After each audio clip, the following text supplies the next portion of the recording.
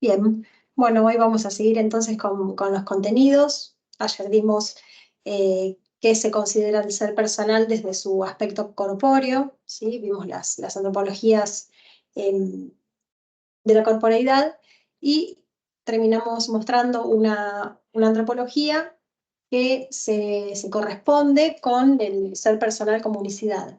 ¿Sí? Ahora me gustaría empezar la clase para pensar un poco entre todos y saber qué piensan ustedes acerca pensándonos en cada uno de nosotros, ¿sí? Si somos seres humanos únicos e irrepetibles, si somos iguales a otros. Me gustaría un poco abrir ese tema y saber un poco qué piensan con respecto a eso.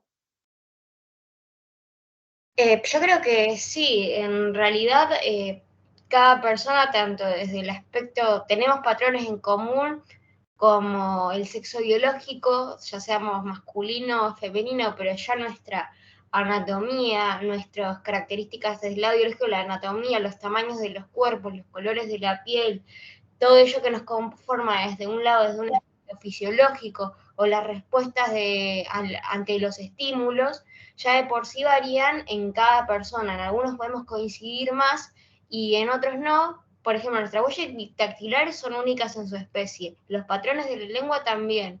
Eso por un ejemplo de únicos, desde un aspecto biológico y fisiológico, y desde el otro aspecto más el social, podemos también coincidir en muchas cosas, pero siempre cada uno es único en su especie e irrepetible, ya sea por las actitudes para enfrentar una problemática o cómo nos relacionamos con el otro, cómo nos relacionamos con nosotros mismos. Hay una múltiple variedad de factores a tener en cuenta. Sí, bueno, perfecto, Federica. ¿Y a vos qué pensás? Te pregunto a vos porque justo hablaste, ¿no? Pero bueno, también es una pregunta abierta a todos. ¿Qué pensás que es lo que te hace ser Federica?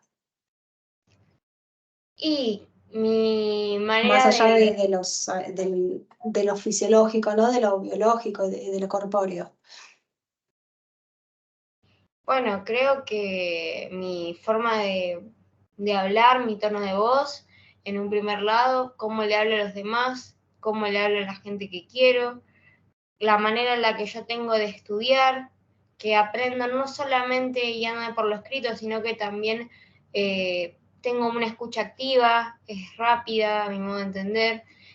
También puedo ver todo desde distintos panoramas, me ando haciendo cuestionamientos todo el tiempo y para entender un tema puedo estar, no porque no lo entienda, sino porque me gusta profundizar, puedo estar 1000 horas frente a ese punto específico porque trato de abrirme en el panorama.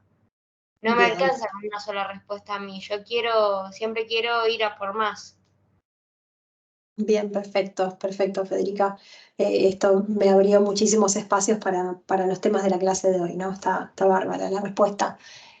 ¿Alguno Yo, piensa? sí, Sí, nada, que ayer hablábamos mucho del alma y el cuerpo. Yo creo que cada uno somos únicos e irrepetibles por esto mismo que hablábamos del alma, que cada uno tiene un alma distinta al otro.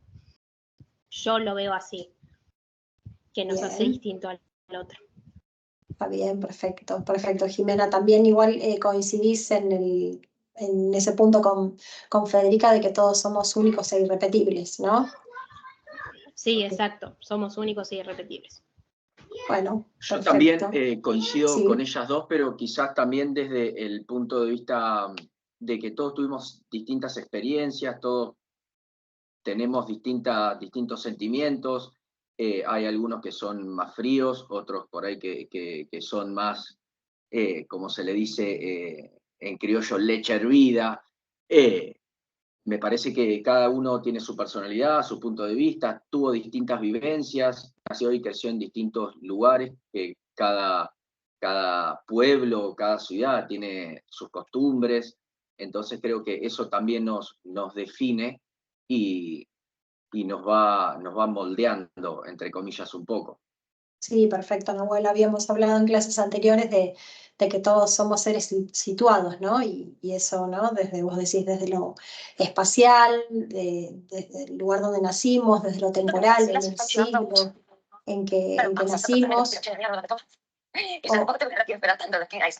Hay el micrófono abierto, me parece, Esperanza. Sí. Ahí estamos, creo que lo silencié, perdón. Como decía, justamente todo eso, ¿no? La facticidad social en la que nacemos y nuestras vivencias, nuestras experiencias nos van forjando de determinada manera. Bueno, geniales las respuestas, gracias por la participación a todos y a todas, porque nos viene bárbaro para empezar a hablar un poco de esto, ¿no? De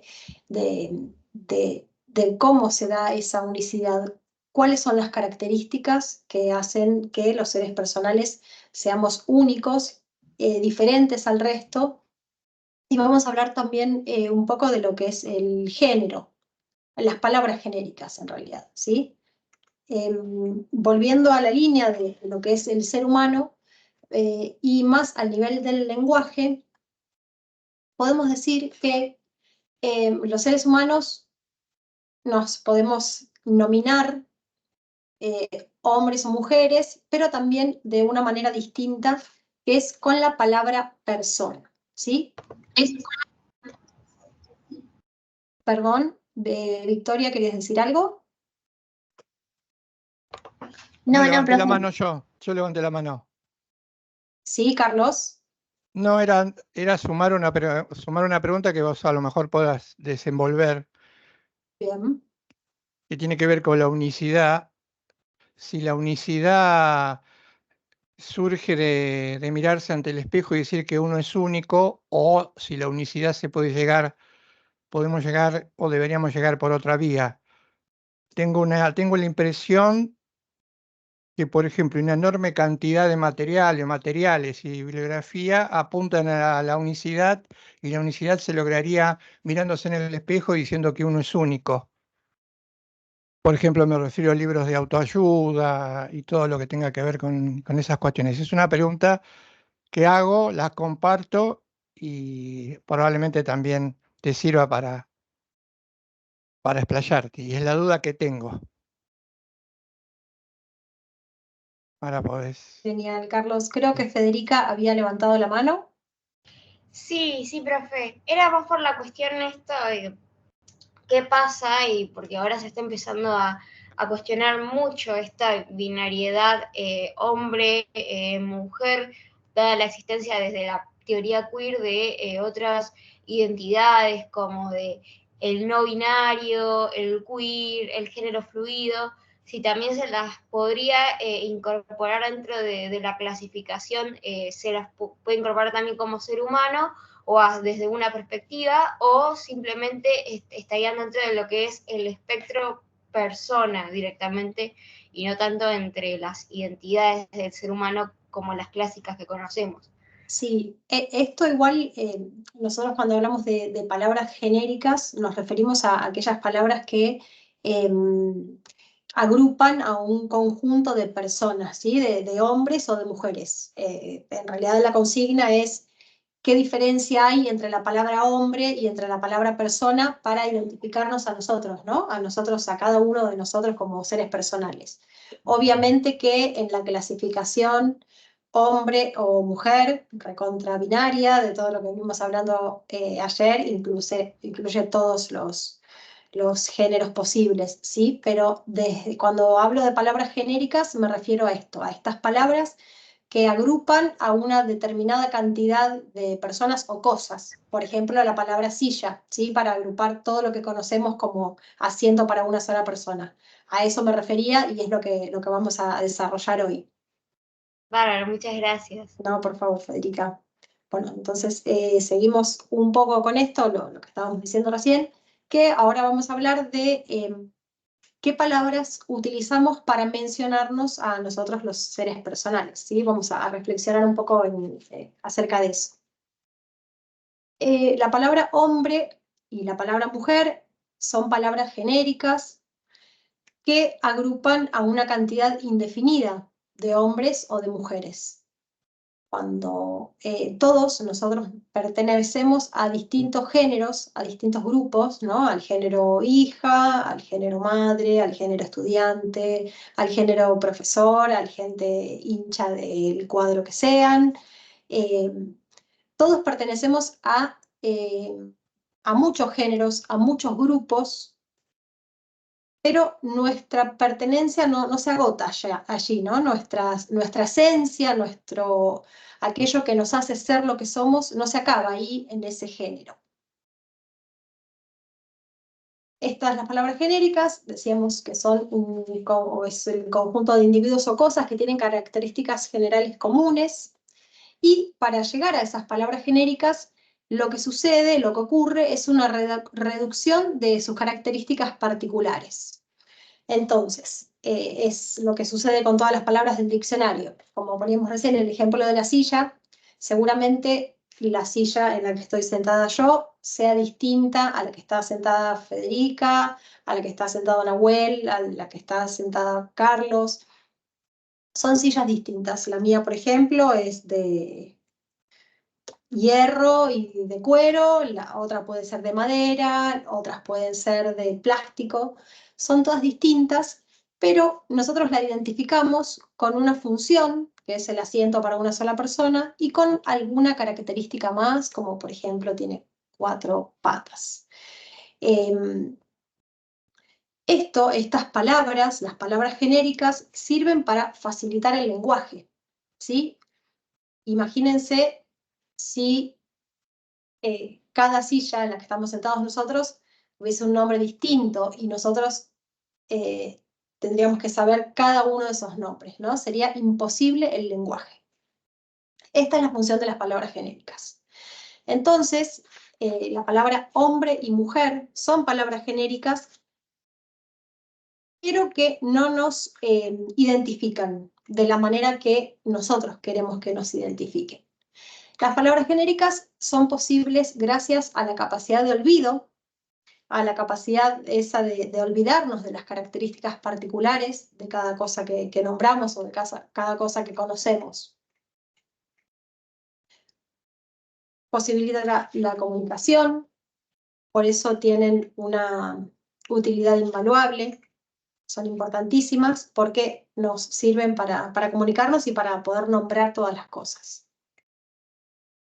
El problema de esta palabra es cuando la utilizamos de una manera genérica en los seres humanos, ¿sí? ¿Por qué? Porque estas palabras, al olvidarse de todas las características particulares, tienen como una visión reducida, digamos, ¿no? Esas palabras genéricas no permiten adentrar en nuestra existencia, porque nuestra existencia no es genérica.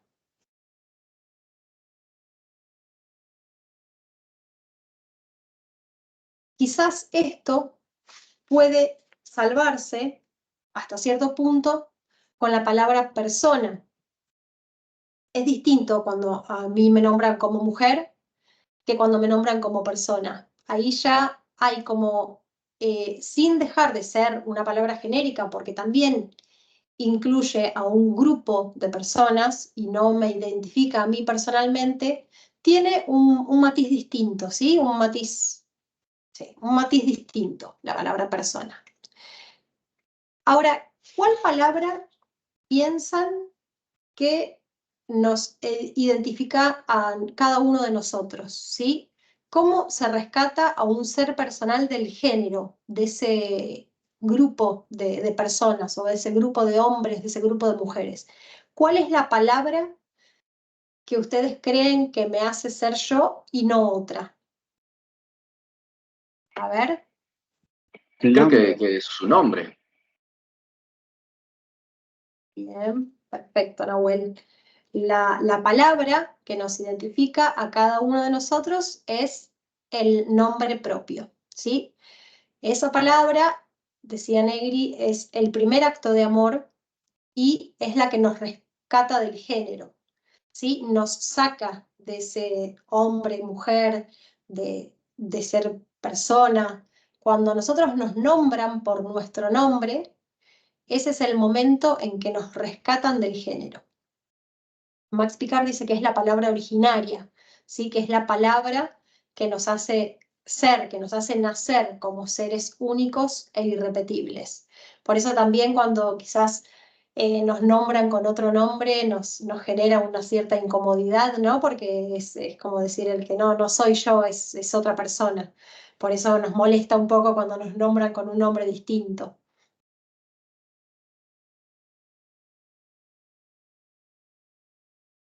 Negri tiene, volviendo al tema del nombre personal, tiene un fallo muy lindo que creo que está subido, que es el fallo de Rem, que es él en ese fallo, estaba en la corte,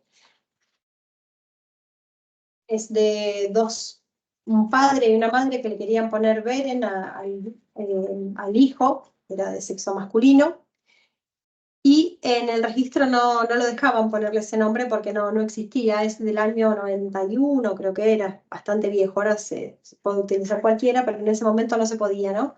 Y él, les voy a leer un poco del fundamento del fallo, que habla de la importancia del nombre personal, tanto para la persona nacida como para su grupo familiar. ¿Sí? Dice él, la imposición del nombre que debe llevar el hijo constituye un acto especialmente delicado. De una vez y para siempre, un ser humano, es decir, un ser personal, único, irrepetible, no canjeable, no fungible, imprescindible, va a ser identificado con la palabra que designe su radical unicidad. Ese nombre habrá de mencionarlo en todos los actos de su vida y perdurará más allá de ella, acompañando su presencia, su libertad, su amor, su trascendencia. Los padres eligieron para este niño el nombre Beren, anunciando de ese modo su ser. Sigue el fallo. No encuentro razón alguna que pueda llevar a denegar efectos jurídicos a esa decisión familiar, tan especialmente íntima y comprometida. Todavía más. El hacerlo configuraría, entiendo, una inadmisible conculcación de derechos que a los jueces no corresponde cuidar.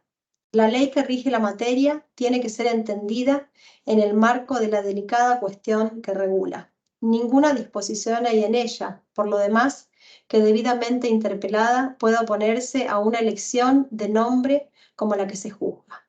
Lo que la ley procura evitar son situaciones límites, elecciones extravagantes, ridículas y otrentosas. Bueno, al final le pusieron Beren, ¿no? Pero bueno, acá él explica, le da esos fundamentos de la importancia del nombre de cada uno de nosotros y que nos constituye como seres únicos e irrepetibles. Pero así todo, las palabras genéricas son necesarias y son necesarias porque, por ejemplo, la ciencia, como decíamos recién, más allá de facilitar la comunicación, la ciencia solo puede conformarse sobre bases genéricas, ¿sí? Siempre recurre a la abstracción, va de lo general a lo particular. Y lo mismo ocurre con el derecho. En el derecho son todas expresiones genéricas que abarcan una cantidad indefinida de casos, ¿sí? Los derechos se proclaman en normas abstractas. Pero ni la ciencia ni el derecho pueden comprender al sujeto concreto. Sin embargo, la ciencia, sobre todo, de nuevo de la mano de la antropología, vamos a descubrir cuáles son los rasgos de la unicidad personal, cuáles son los rasgos de la persona. ¿Sí? Cuando nosotros tenemos enfrente a una persona, lo tenemos que ver con estas características. También en la clase de hoy vamos a ver lo que es la cosificación, así que vamos a contraponer estas características cuando vemos a una persona como una cosa, ¿sí? A un ser personal como una cosa. Cuando nosotros tenemos enfrente a una persona, la vemos con estas características, siempre y cuando vamos a decir primero, es la más importante, que siempre la persona es inacabable, digamos, nunca podemos definir del todo todas sus características, ¿sí? No podemos descubrir todas las características porque siempre es una persona inabarcable. Entonces, estas características también son inabarcables. Son estas y muchísimos más. Pero bueno, a modo de ejemplo, las primeras que se estudian son esas.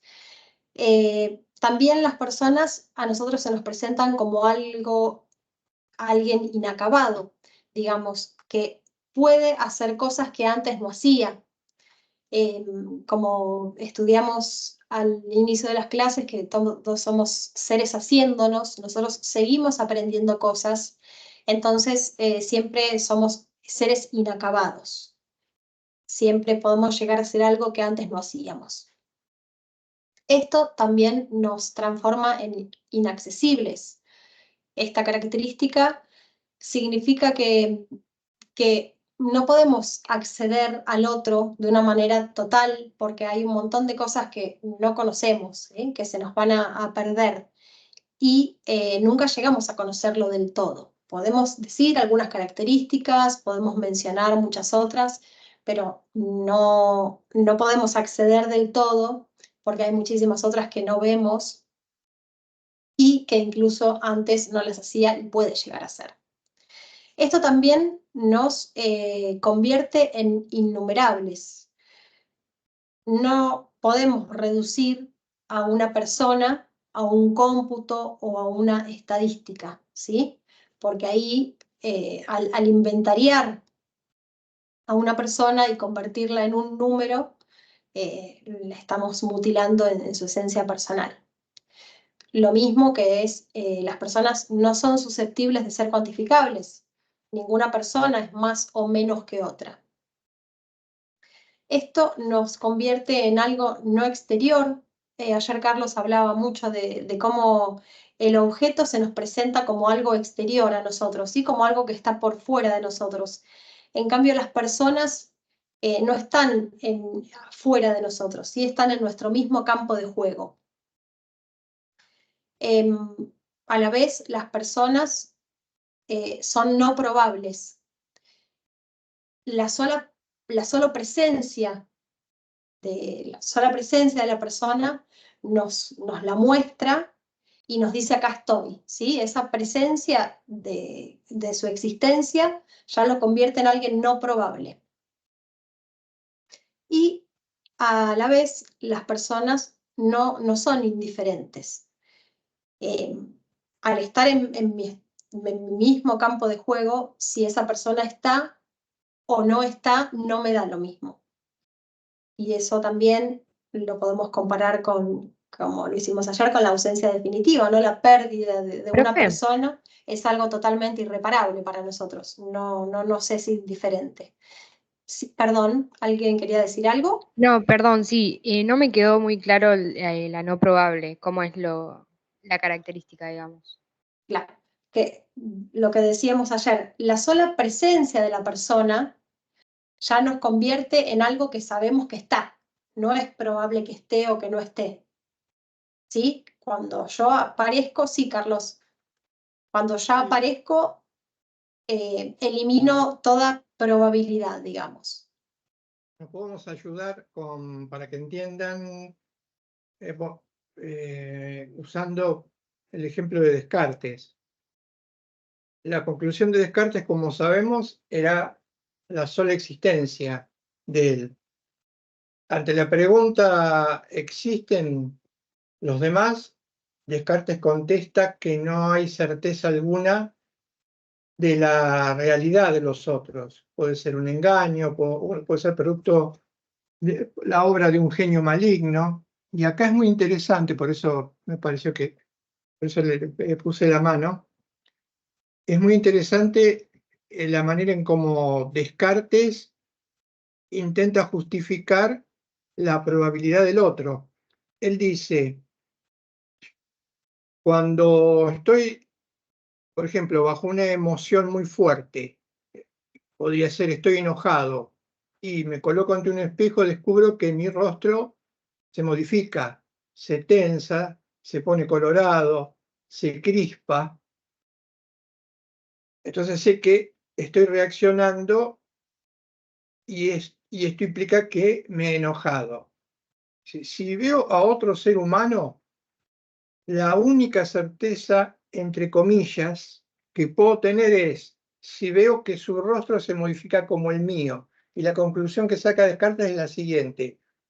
Entonces es probable que esa imagen que tengo enfrente sea una persona como yo. Esto es lo que se llama razonamiento por analogía. Fíjense que este razonamiento por analogía hoy a nosotros nos parecería completamente disparatado. Sin embargo, partiendo de las bases de lo que partía Descartes, de su punto de vista de partidos que eran erróneos, él tiene que concluir, siendo fiel o coherente con su lectura, el otro simplemente me puede llegar a ser meramente probable. Lo contrario de probable es, como marcaba Marina, es la certeza de que el otro es persona. ¿Mm? Esto implica no probable. Los seres humanos no. Los otros no son probablemente seres humanos. Su presencia indica con certeza que estoy ante otro con las mismas características que las mías. Eso era lo que quería comentar. Acuérdense del razonamiento por analogía. Muchas gracias. Nada. Bien, bueno, seguimos. Estas entonces fueron las características de las personas cuando se nos presentan como otro, como otra persona. Y ahora vamos a ver lo que es la cosificación, que es un fracaso de la existencia humana. ¿Qué se les ocurre? Que ya dimos algunas pistas, pero ¿qué se les ocurre que puede ser esto? Una reducción. Algo habías adelantado respecto a tratarnos como cosas, meramente. Sí, tal cual, Es la Martina. deshumanización propiamente dicha. Es reducir al otro a un objeto como si no fuera humano, básicamente. Sí, perfecto, Lara. Bueno, la cosificación es o sea, existe desde hace, creo que desde inicios de la humanidad, ¿no? Existió siempre. Ahora es un término que está bastante de moda, o sea, lo escuchamos más seguido de lo que lo escuchábamos antes. Pero bueno, acá vamos a hablar de 3 tipos de cosificación y también vamos a ver las características de cómo se nos presenta un ser humano cuando lo vemos como una cosa, solo para darnos cuenta que más allá de estos 3 ejemplos, que quizás son un poco extremos, hay un montón de actitudes nuestras que sin darnos cuenta nos hacen cosificar al otro, ¿sí? Cosificamos al otro. Primero vamos a hablar de lo que es la cosa en nuestra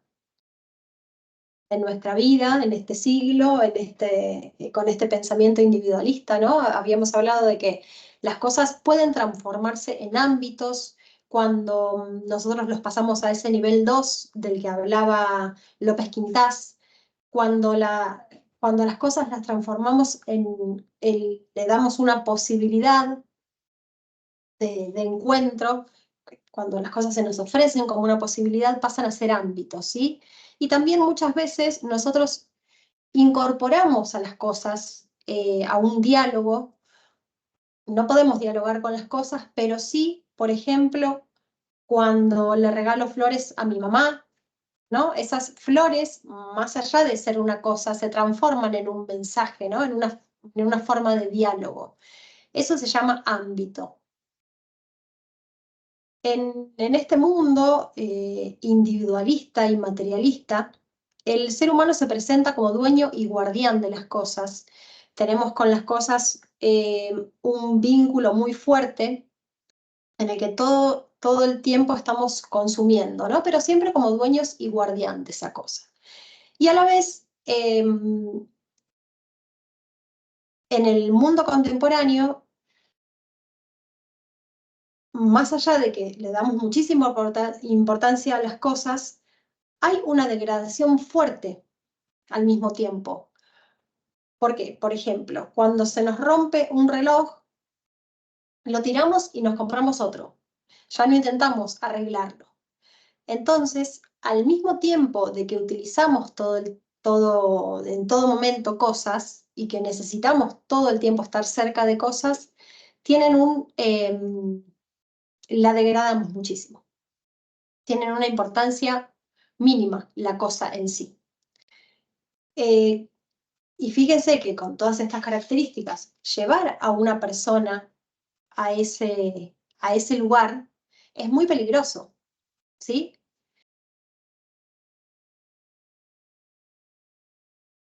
La cosificación es la alteración del estatuto ontológico del ser personal. ¿Qué es esto? Lo rebajamos. En vez de darle las características de un ser personal, les damos las características de una cosa. Los 3 modos de cosificación que siempre estudiamos en las clases son el otro como instrumento o como herramienta, el otro como obstáculo y al otro como nadie. En la cosificación existe una posesión del otro. El otro se convierte en mi instrumento, en mi obstáculo y en mi olvido. Fíjense acá cómo se marca de nuevo el individualismo, ¿no? El ponerme en el centro y el otro se convierte en algo mío. Ese es el núcleo de la cosificación. El núcleo de la cosificación es el otro como mío de mí. El otro como instrumento es el modo de cosificación a través del cual utilizo al otro como una herramienta, como un medio para realizar mis fines. El ejemplo más claro, el cual ya mencionamos también, es la esclavitud, ¿sí? En el derecho romano, el esclavo era considerado una cosa, era considerado un res, no tenía derechos, no era considerado una persona. Los filósofos de la época defendían la esclavitud, incluso Aristóteles hizo también una descripción antropomórfica de los esclavos, obviamente que describía a los esclavos de la época, pero decía que esas personas habían nacido para ser esclavas, y la esclavitud se veía algo como algo natural, no como algo cultural. Se tardó muchísimos siglos en darse cuenta que no era así, que era una cuestión cultural, se fue cambiando. Hoy existen ciertas situaciones que se parecen a la esclavitud, ¿no? El trabajo infantil, el trabajo en talleres, todavía falta, me parece, un clic, todavía falta un pasito más en esto, pero bueno, el ejemplo de la esclavitud es el más claro para graficar lo que es utilizar al otro como instrumento, ¿sí? Al otro como herramienta. Otra modo de cosificación es el otro como obstáculo. En este modo de cosificación, el otro se convierte en un obstáculo al que quiero apartar, ¿sí? Es un obstáculo que aparece en mi camino y me molesta, ¿sí? Si nosotros vamos caminando y hay un cajón en la vereda que no nos deja pasar, ¿qué hacemos con el cajón? Lo corremos para el costado. Cuando la persona se presenta como un obstáculo, que puede ser de forma inmediata, por ejemplo, Pedro Lainentralgo, que es uno de los autores que habla de esto, dice que el otro como obstáculo de una manera inmediata es justamente una persona que aparece adelante mío en un micro, ¿sí? Me voy a subir a un colectivo, la persona que está adelante, ese es un obstáculo que se me aparece en forma inmediata. Y también él explica otra forma del otro como obstáculo de una manera mediata, que es, por ejemplo, una persona que está en un escalafón más alto en mi actividad laboral, ¿sí? Ese es el otro como obstáculo de una manera mediata o invisible, dice él. Nosotros, cuando vemos al otro como un obstáculo, entonces lo queremos apartar de una manera física o de una manera personal. Apartarlo de manera física es mucho más violento, por supuesto, pero también lo hacemos sino de una manera personal, respetando esa existencia física, pero eliminándolo de una manera personal, ¿sí? Un ejemplo es el apartheid sudafricano, que era un sistema político que separaba a los blancos y a los negros en Sudáfrica. El blanco tenía exclusivamente el voto, obviamente para seguir manteniendo este sistema, y se basaba eso, ¿no? En esa separación racial. Había escuelas para blancos, escuelas para negros, playas para blancos, playas para negros, micros para blancos, micros para negros. Obviamente que todo lo que era para blancos era de mucho mejor calidad que lo que era para los negros. El mayor luchador frente a este sistema político fue Mandela, que se terminó aboliendo entre los años 90 y 91. En ese momento, tanto una como otra raza quería eliminar a la otra.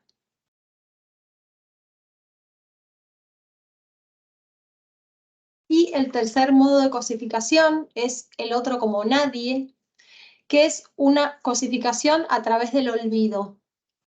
Es cuando ni siquiera pensamos en el otro, no lo utilizamos como herramienta, ni lo queremos correr de nuestro camino, pero hacemos de cuenta que no está, ¿sí? Por ejemplo, los pobres, los ancianos, los chicos revisando los basurales buscando comida. Ni siquiera pensamos en el otro. Hacemos de cuenta que no está. Si me permitís, Sí, por Mira, supuesto. yo les haré una pregunta. ¿Qué motivos les parece que llevan a tratar, a ver y a tratar a un semejante en cualquiera de estos modos? ¿Cuáles serán los motivos, las motivaciones? No digo no por causa, no uso la palabra causa porque la palabra causa por ahí implicaría un movimiento carente de libertad. Me refiero a motivaciones. ¿Qué les parece? ¿Cuáles son las motivaciones? A mí se me ocurre, profesor, algo que está tal vez en un renglón aparte, que es, se me vino, cuando hablamos del tema, se me vino a la cabeza una frase, y hablo del amor a las cosas, porque ahí también hay un amor a las cosas, que implicaría que esa persona quiera a la persona transformándola primero en cosa. La frase que se me venía a la cabeza era una frase que era un escritor que decía que es muy triste el amor a las cosas porque las cosas no saben que existimos. Entonces, yo no sé si existiría la posibilidad de poner una vuelta de tuerca mayor, considerando a la cosa como una cosa, pero cosa amada al fin. Sí, está bien. No hay, claramente no hay reciprocidad. Claro, exacto.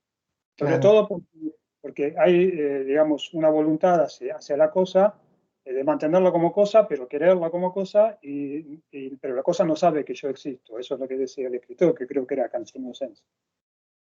Sí, podría ser un apego. Exacto, Sí. sí. Porque el término amor desde el ángulo antropológico se daría entre personas. Podríamos hablar de un apego muy fuerte. ¿Y qué otra motivación? Creo que el autoproyectarse también influye mucho en esto de que veamos al otro como un obstáculo o como alguien a quien querramos ignorar, o como un instrumento, ya sea porque nos vemos en el otro, en esas cosas que por ahí a nosotros no nos gustan. Entonces, ya sea para sacarle un provecho a esa debilidad, para removerla de tu camino o para simplemente ignorarla porque te produce ese rechazo. Con el autoproyectarse, ¿qué querría significar? Me veo en el otro por ya sea sus actitudes, su manera de ser, su apariencia, y que uno por ahí a veces pasa esto de que, por ejemplo, es cuando se burlan de vos, por ejemplo, por tu apariencia física, es porque también el otro tiene sus inseguridades y por eso para decir, bueno, yo estaré así, pero por lo menos hay alguien que está peor que yo. Entonces, le voy a hacer la vida mal para que yo sentirme bien conmigo mismo.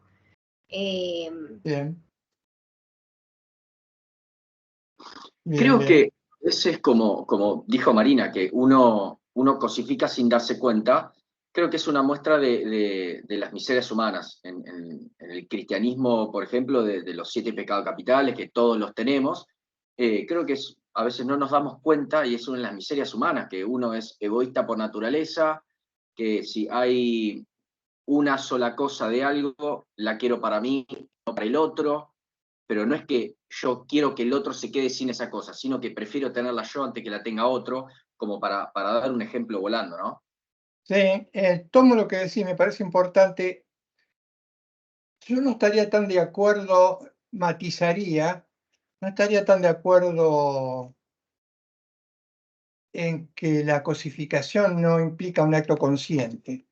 Creo que hay muchas actitudes que tienen que ver con estos comportamientos que a lo mejor nos pasan inadvertidas, pero hay otras situaciones probablemente en donde el daño al otro sea mucho más fuerte. No creo que haya una ignorancia del acto que se está cometiendo con el otro. Sí podría conceder, discutiría el tema de que somos egoístas por naturaleza, pero tal vez ya no sea el momento. Discutiría el término de que somos egoístas por naturaleza. No creo que seamos nada por naturaleza, sino que tenemos ciertas tendencias que después pueden proyectarse o no de alguna u otra manera dependiendo del entorno. Pero no me quiero ir de lo que vos habías comentado. Creo que a veces también son muy fuertes las motivaciones. Por eso preguntaba por las motivaciones.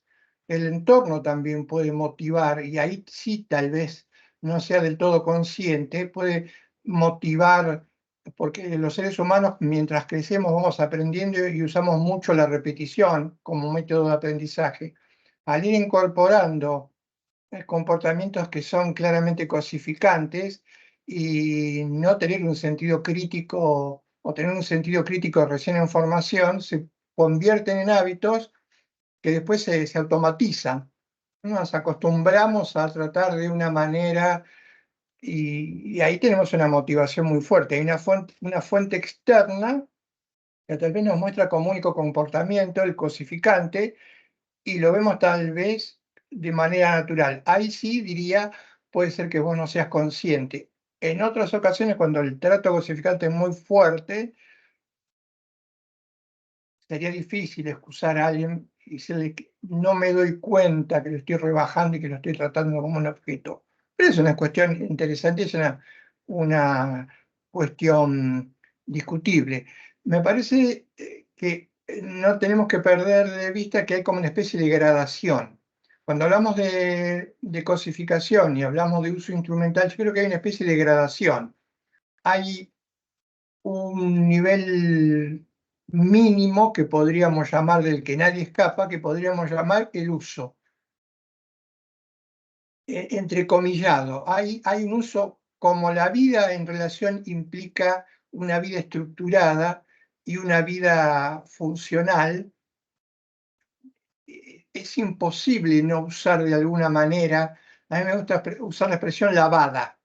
Hay un uso lavado del que nadie escapa frente a otro, pero claro, no es lo mismo un uso lavado que hasta diría podría interpretarse, si se quiere, como inocente o naif, a un uso al estilo amo y esclavo. Pero es cierto que muchas veces usamos y nos usan, y esto forma parte del juego de la funcionalidad en la interacción. Podría hacer tal cosa, pero no tengo ganas. Voy a aprovechar que hay una persona que está dispuesta a hacer algo por mí y que lo haga. Claro, parece lavada, parece disimulada, pero en realidad estoy usando al otro, porque podría hacerlo tranquilamente y perfectamente yo. Hay matices. Y algo más, salvo que haya alguna respuesta, para continuar, alguna respuesta más a la cuestión, en cuanto al uso que podemos considerar. Buber decía que nosotros podemos ver y tratar al otro. Tal vez lo veamos, pero no lo tratemos. Y tal vez lo veamos y lo tratemos como no debería ser tratado. Y él decía que en el fondo, cuando alguien se vincula con otro de una manera no debida, por ejemplo, en forma objetivante, ¿qué es lo que está ocurriendo dentro de esa persona? Y él dice que esto indica que no hay una adecuada conciencia de la realidad personal del otro. Buber dice, cuando objetivamos, probablemente lo que existe es que todavía no tenemos una adecuada conciencia de que el otro es persona y no objeto. Esto implica no prestarle en el mundo de relación, la cuestión no es prestarle atención a todos, sino prestarle atención en función del encuentro, pero prestarle atención aun cuando no nos vinculemos concretamente con el otro, que ya sería algo diferente, porque se mete en el medio hablando de diferente, se mete en el medio la indiferencia. La indiferencia, ustedes saben, indiferencia es un término que el prefijo latino in implica no. Diferencia sería no diferenciar. ¿Qué es la indiferencia? Cuando yo no diferencio, ¿qué es lo que no diferencia? No diferencio un objeto de una realidad personal. Yo les estoy hablando a ustedes. No, es como si fuera presencial. Imaginemos que por un momento fuera presencial y estoy en un lugar y en ese lugar tengo, por ejemplo, arriba una lámpara o un foco, que es un objeto. Si yo estoy comprometido en lo que estoy haciendo con ustedes, en mi campo el foco está, pero no le presto atención. Y está bien que así sea. No podría estar dirigiéndome a alguien presencialmente, prestándole atención o mirando el foco, a ver si tiene dos lamparitas, si el LED o no. Está bien, no le presta atención. Ahora, podría ocurrir que ante su presencia yo no los vea como personas y los vea como objetos, es decir, no los diferencio de una silla, una puerta. Esa es la indiferencia. La pregunta sería, ¿por qué se produce la indiferencia? Como los seres humanos, y lo vamos a ver probablemente en la clase de mañana cuando hablemos de alguna otra dimensión importante que nos queda, hay algo que nos cuesta muchísimo, que es la autocrítica. Le cuesta muchísimo al ser humano la autocrítica. Diría que nos cuesta horrores. Porque claro, la autocrítica implica el enjuiciamiento sobre uno mismo y resulta mucho más liviano y fácil enjuiciar o criticar a los demás que a uno mismo. Pero teniendo en cuenta esta autocrítica, yo diría lo siguiente: la indiferencia puede ser el resultado o el reflejo de algo que no llevamos a nivel consciente y que en muchos casos explicaría ese comportamiento, y es el que nos han tratado durante nuestro desarrollo con indiferencia. Cuando nos han tratado durante nuestro desarrollo y evolución con indiferencia, en el comportamiento devolvimos aquello que no pudimos tamizar. Si alguien pudiera, desde los primeros años de su vida, exigirle al entorno que lo rescate del género y que no lo tome como algo que está dando vuelta, probablemente el comportamiento luego sería diferente. Tendemos a repetir en nuestra vida de relación, sin darnos cuenta, si modelos de aprendizaje que hemos tomado o que otros han depositado en nosotros mismos. No siempre, pero muchísimas veces la indiferencia hacia otro es el resultado de haber sido tratados de manera indiferente en momentos pasados. Es como una especie de replique. Bien el motivo o la cuestión. Si no hay algún otro motivo por ahí o alguna otra respuesta, seguimos. Yo quería decir, se me venía también a la idea con esto que vos estás diciendo, de cómo ser más humanos y todo el tiempo estamos como llenos de publicidades que de cierta manera también objetivizan, no sé, una manera estética de cómo tiene que ser la apariencia física, que obviamente eso va a traer más sobre una personalidad o la habilidad que cada uno tenemos, porque es como que estamos inmersos en un montón de cuestiones que se alejan de todo esto que vos estás diciendo y que por ahí si no nos tomamos este espacio así de reflexión y demás, como estamos haciendo ahora, hay gente que ni siquiera se da cuenta. Sí, Valentina, tal cual. Los dos ejemplos que vos nombraste, la moda y la publicidad, son dos modos de cosificación hoy muy claros, ¿no? Del uso como instrumento. Eso. Nosotros somos instrumentos para que consumamos, ¿no? Para seguir consumiendo. La moda y la publicidad hoy son son dos modos de cosificación que los sufrimos nosotros todos los días, todo el tiempo, ¿no? Con las redes sociales, en todos lados. Y tal cual, bueno, todos estos espacios para empezar a reflexionar un poco acerca de eso también es útil para neutralizar, ¿no? Y también darnos cuenta que nosotros somos cosificados muchísimas veces. Vi en algún momento que alguien más había levantado la mano, creo que Federico, no sé si querías agregar algo más.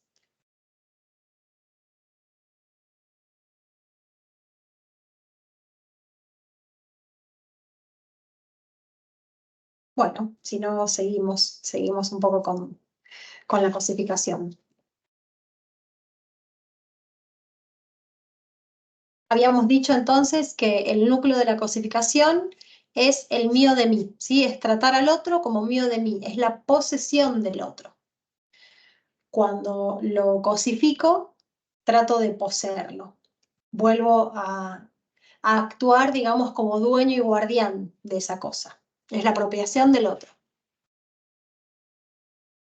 Y ahora vamos a ver los caracteres que presenta el tú o el otro degradado a objeto, a contrario de cuando lo veíamos como persona.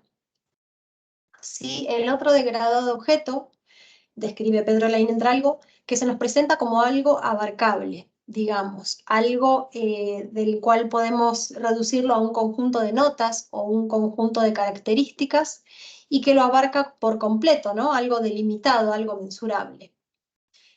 Esto nos lleva también a verlo como algo acabable, algo que está terminado, que ya está hecho, que no presenta más posibilidades, contrario a este ser haciéndose. Al verlo como algo abarcable y algo acabable, se nos transforma en algo accesible, al que pensamos que podemos acceder por completo, al que no nos presenta ninguna novedad. Y esto también lo lleva a ser susceptible de ser cuantificable. O inventariado, patentizado.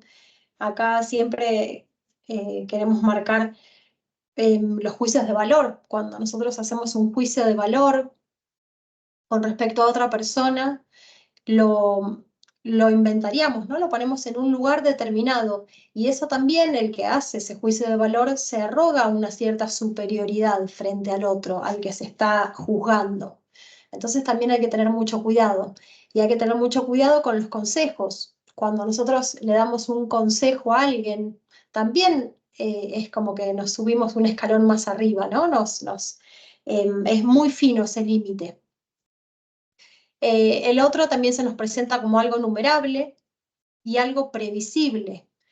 Esto de que es algo previsible no nos presenta novedad, como decíamos, no nos presenta posibilidades, y al ser algo previsible ya no nos interesa entrar en un diálogo con esa persona, lo dejamos de ver como una fuente de posibilidades, de posibilidad de encuentro, por lo cual se nos presenta como alguien indisponible, que no está disponible para el diálogo, para encontrarnos. Y eso hace que se nos presente como algo externo a nosotros, fuera de nuestro campo de juego, con el cual no podemos realizar un intercambio. Y eso hace que esa persona, el otro degradado objeto, se nos presente como alguien indiferente a mí. Digamos como que me da lo mismo que esté o no esté. Al conocer toda la lógica interna del proceso de la cosificación, nos podemos dar cuenta que hay muchísimos medios de objetivar al otro, ¿sí? Por ejemplo, una mirada dura, una expresión de mando. Tenemos que tener mucho cuidado cuando tratamos a nuestros hijos, ¿no? Muchísimas veces nos ponemos en ese rol de autoritarios y quizás estamos cruzando esa línea, ¿no? De transformarlos en un objeto. También nosotros muchas veces con otros ejercemos ciertas actitudes de distancia, gestos de distancia que lo hacen estar lejos de nosotros, que no nos permitimos en participar las dos personas de ese campo de juego, ¿no? que se necesita. Por eso también hay que tener mucho cuidado y hay que empezar a tratar de identificar cuándo nosotros tenemos esas actitudes y cosificamos al otro. Antes de hablar de la herramienta para luchar contra la cosificación, me gustaría hacer mención. Hay dos grupos de personas que consideramos que han sufrido estos 3 modos de cosificación. Quiero ver si a algunos se les ocurre cuáles pueden ser esos grupos. Las mujeres. Sí, perfecto. ¿Quién lo dijo? No llegué a ver. La mujer, los pobres, los presos. Los negros también, las personas. Los niños. De color. Los discapacitados, las personas mayores. También en la comunidad LGBT. La gente con una determinada creencia a lo largo de la historia, por ejemplo, en una época en Roma se persiguieron a los cristianos, después estuvo la persecución de los judíos, y ahora en este siglo se ve mucho lo que son los ataques referidos a la islamofobia también, así que la etnia o creencia religiosa también influye mucho, así como estuvo el odio hacia, por ejemplo, los estadounidenses en su época, en unas determinadas zonas, mejor dicho, hacia los asiáticos en la época de pandemia, hacia los rusos en el contexto de la guerra ruso-ucraniana, los alemanes en la posguerra, hacia los armenios por el genocidio, hacia los turcos ahora. Está bien, sí, a nosotros siempre nos gusta remarcar la posición de los pueblos originarios, ¿no? Que en su momento fueron utilizados como herramienta cuando servían para trabajar la tierra y demás. Después no sirvieron más, entonces fueron eliminados, fueron matados y perseguidos, y hoy son olvidados, y también, por supuesto, que es lo primero que dijeron y lo primero que a nosotros también nos gusta remarcar, que es la cuestión de las mujeres, ¿no? Creemos en la transversalización de la perspectiva de género en todos los ámbitos. Sabemos también que la universidad es uno de los más es un agente socializador importante, entonces hablar acá en este espacio de las mujeres es importante, ¿no? Ver cómo las mujeres durante muchísimos siglos, y todavía sigue pasando, son utilizadas como instrumento para las tareas de cuidado, para las tareas del hogar. No podemos negar que hoy estamos sufriendo un número de femicidios indescriptible, cuando no sirven más, ¿no? Se las mata, se las convierte en un obstáculo, en las cuales se eliminan, y bueno, hay un olvido terrible que, bueno, por suerte se está visibilizando, eh, se han conseguido muchísimos derechos, pero bueno, ya desde la Declaración de los Derechos del Hombre y del Ciudadano en Francia en 1789, esa declaración estaban excluidos expresamente tres grupos, ¿no? Las mujeres, los niños y los extranjeros. O sea, desde siempre se le retasean los derechos a las mujeres, también a los niños y a los extranjeros. Así que bueno, no queremos dejar de mencionar a la mujer en este tema, en la cosificación, para que sigamos reflexionando acerca de eso. Vos marcaste, creo que lo marcaste, cuando hablaste de Sócrates, ahí podemos poner el ejemplo también de Hipatía, ¿no?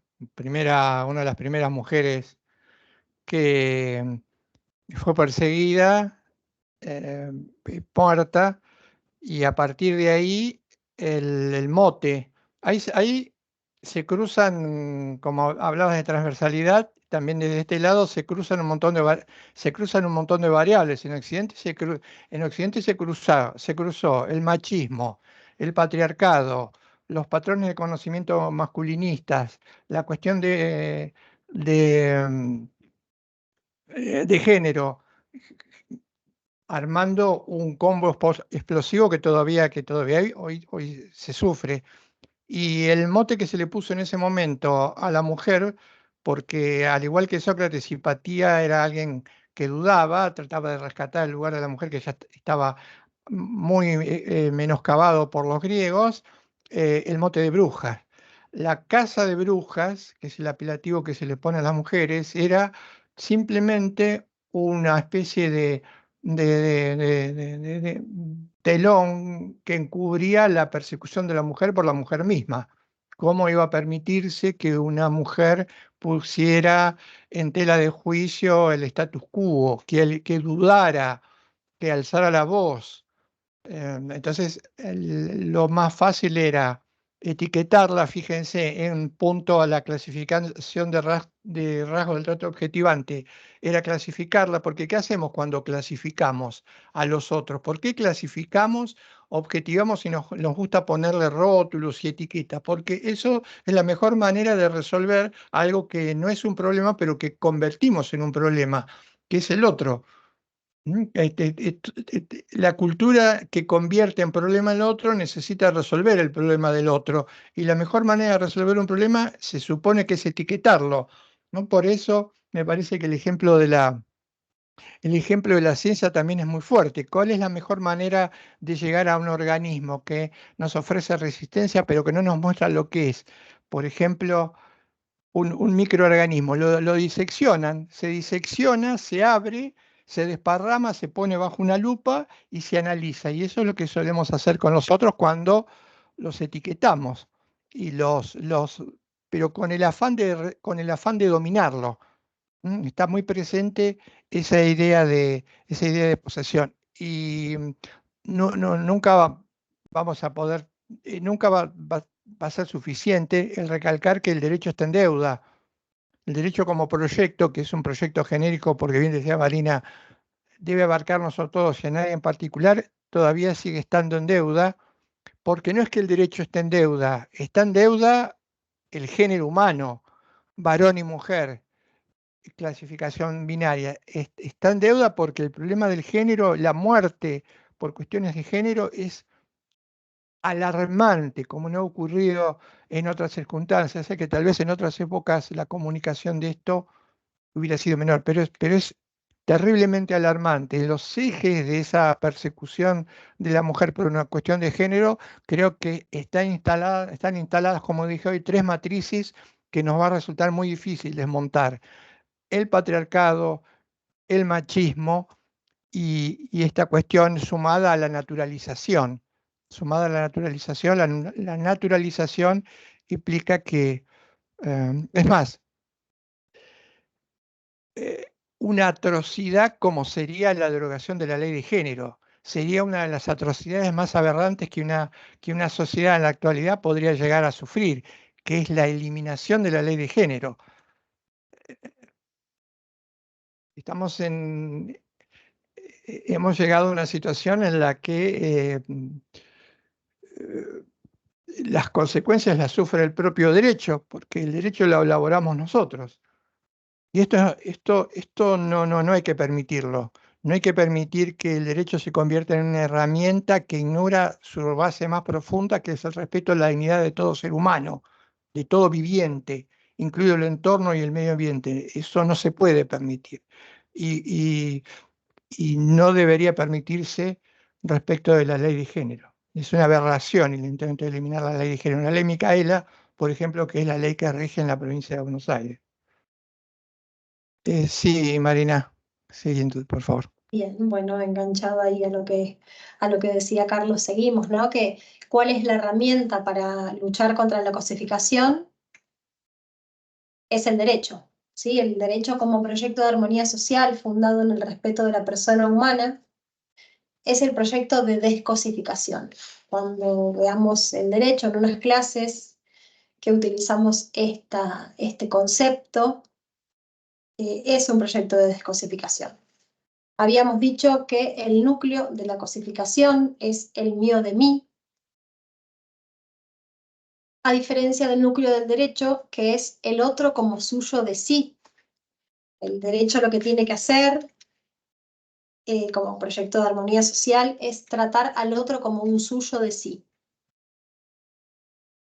Tratar al otro como un ser humano. Y ahora vamos a ver otro tema, que es el reduccionismo, que es un problema del conocimiento. También ha surgido en las otras clases, ¿no? Ayer también Carlos contaba un poco sobre este problema del conocimiento y también lo hemos mencionado a lo largo de las clases, porque la verdad que es un problema con el que convivimos todo el tiempo y que ocluye nuestra mirada acerca de todas las cosas. Primero, para hablar del reduccionismo, vamos a hablar de lo que es el realismo filosófico. El realismo filosófico es una corriente, a grandes rasgos, ¿no? Por supuesto, es una corriente filosófica que sostiene que existe un mundo real, independiente de nuestro pensamiento y de la experiencia. Si nosotros cuando intentamos conocer algo, pretendemos que haya una correspondencia entre eso que percibimos y entre lo que pensamos, entre nuestro pensamiento y lo que intentamos conocer. Acá, bueno, este gráfico, no sé si lo pueden ver, describe un poco todo esto, ¿no? Nosotros cuando vemos en todo lo que intentamos conocer se reflejan aspectos visuales y aspectos mentales. Cuando nosotros vemos algo a través de nuestros sentidos, a la vez en nuestro pensamiento se refleja eso que estamos viendo. Cuando hay una correspondencia entre aquello que vemos, que percibimos por los sentidos y aquello que pensamos, significa que estamos reflexionando bien, ¿sí? Que estamos viendo bien. En cambio, cuando no hay una correspondencia, cuando no se adecúa lo que estamos viendo con nuestro pensamiento, ahí es donde se produce el reduccionismo. ¿Sí? Se produce cuando hay un desajuste entre quien observa y lo observado. Negri lo describía como que es ver una parte de la realidad y ontologizarla, digamos, que creer que es todo lo que existe.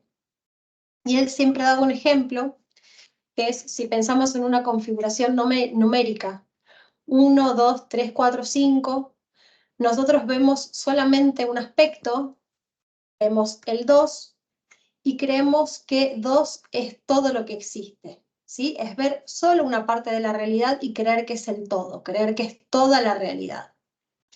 Eso nos pasa, ¿por qué? Porque somos seres situados, seres en situación. También ya mencionamos esto. Esta situación puede darse por cuestiones naturales, por cuestiones culturales. Hoy hablábamos, ¿no?, de la familia donde nacemos, la situación personal de cada uno de nosotros, también por cuestiones tópicas del lugar, históricas de siglos. No es lo mismo una mujer en el siglo V que una mujer en el siglo X y que una mujer en el siglo XXI.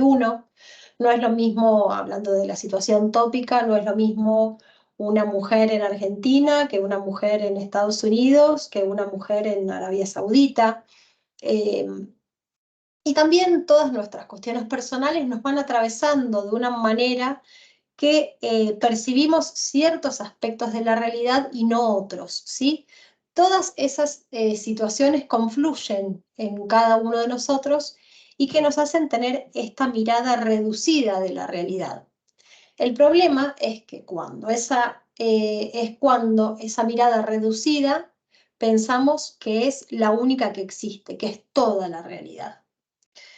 Acá nosotros tenemos que empezar a pensar un poco en esta situación que nos condiciona, pero esa situación nos condiciona, pero no nos permite, no nos impide, digamos, actuar libremente. Lo importante acá es reflexionar y que intentemos reflexionar acerca de cada uno de nosotros, de por qué determinadas características las observamos, nos llaman la atención y otras no, que ni siquiera las vemos, pero tenemos que tener en cuenta que todos nosotros estamos en una situación determinada y distinta.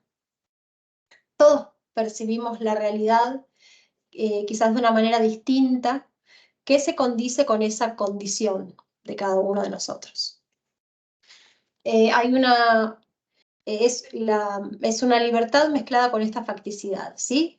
Y cada una de las facticidades tienen que realizarse junto a las demás. Cada uno de nosotros nos realizamos junto con el otro. La situación y la facticidad restringen esa posibilidad de obrar libremente, pero no impiden la acción libre, ¿sí? La facticidad me condiciona, esa situación me condiciona, pero no me lo impide. Los derivados empíricos del reduccionismo son, por un lado, el absolutismo o el dogmatismo, cuyo correlato empírico es el fanatismo, ¿sí? Para este derivado, la realidad que nosotros vemos es la única que existe y creemos que somos los dueños de la verdad, ¿sí? Eso es el fanatismo. Y al fanático le molesta lo que piense todo el resto, ¿sí? Se piensa que él tiene razón y no todo el resto. Es no contemplar la situación de los otros que quizás les hacen ver otro tipo de realidades. Y por otro lado, el relativismo, cuyo correlato empírico es el escepticismo, y que desde esta perspectiva se afirma que cada uno tiene una verdad distinta, ¿sí? Negri siempre decía que todas son verdades y ya nadie cuestiona nada. ¿Sí? Todo depende con el cristal con que se mire, siempre decía él esa frase. Eso nos lleva a un escepticismo, que es a no buscar la verdad, al pensar que cada uno ve una realidad distinta a la otra, al escéptico le lleva a no buscar la verdad y a igualar verdad con mentira, verdad con error. Él siempre traía acá el tango Cambalache, lo mismo un burro que un gran profesor. Y para esta perspectiva, el error y la verdad se igualan. Hay dos reduccionismos en el derecho que nosotros vemos constantemente, que es ver al derecho como norma jurídica sin tener en cuenta todas las otras características de las que hablamos, y también pensar en el abogado solo en su rol de litigante.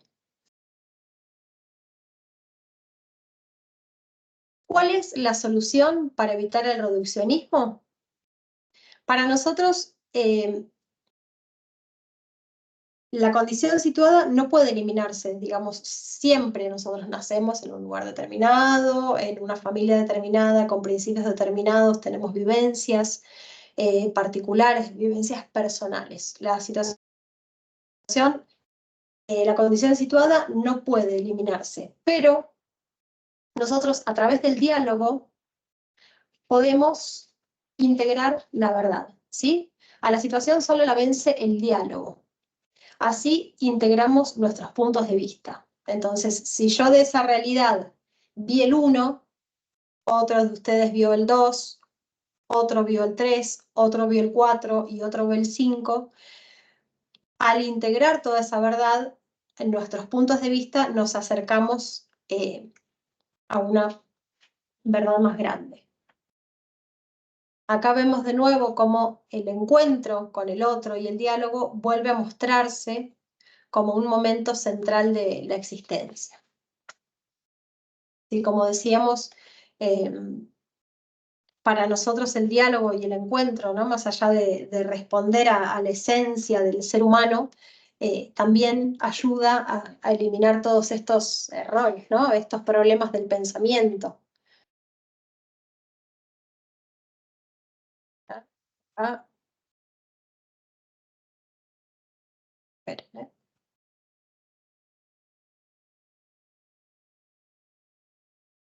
No sé si siguen viendo la pantalla, creo que sí. No, se fue la pantalla. No, Ah, se bueno, fue. listo, buenísimo. No. Bien. ¿Les surgió alguna duda con respecto al reduccionismo? Habíamos hablado ya en algunas clases, pero quizás acá ver un poco los derivados empíricos y la solución, que es el diálogo o de la cosificación. ¿Alguno tiene alguna consulta, algún comentario?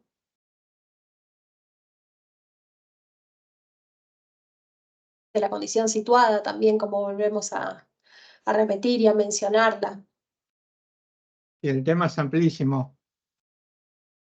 No, a mí se me generó como una pregunta en relación a cuando hablamos de cuál es la herramienta, ¿no? Para luchar contra la cosificación, que es el derecho, y cómo se puede confrontar eso cuando el derecho mismo es utilizado para la cosificación, que un poco igual habíamos visto, había hablado Carlos, pero nada, no deja como de hacerme como ruido y de pensar en cómo se puede llegar a subsanar esta situación, digamos.